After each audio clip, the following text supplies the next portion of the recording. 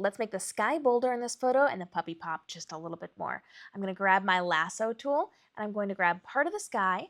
I'm going to go into a brightness and contrast panel and drag down my brightness and up my contrast. You can see how that adds more detail to the clouds.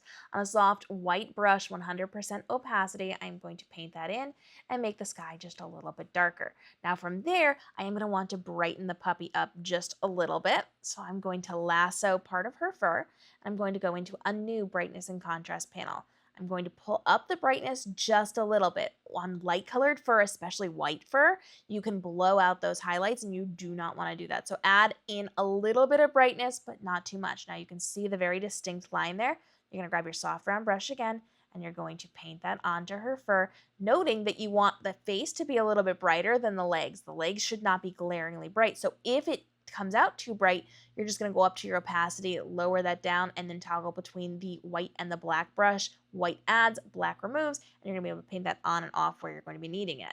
Now, you'll notice not all of this brightened up the way that I wanted. Maybe I want her tail to be a little bit brighter and her hind end to be a little bit brighter, so I'm going to lasso that, go back in with another brightness and contrast panel, and just bump up part of that on either 100% opacity, or I can start with a lower one and just add that in as needed. But to remove that harsh line, you're either going to have to go over it a lot on a lower opacity, or you're going to need to start with that higher opacity and then paint off.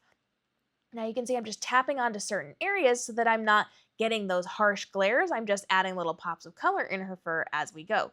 From there, I can decide, do I want to darken down the trees, brighten up the trees, or leave them as is? Same thing, you're going to go in with a brightness and contrast panel after using your lasso tool and adjust from there to get exactly what you need to highlight your dog inside of your photos. And if you still feel like it's not dark enough, it is on my screen, but it's a little hard to see on the phone, it is going to be something that I can go back in and make even darker if needed.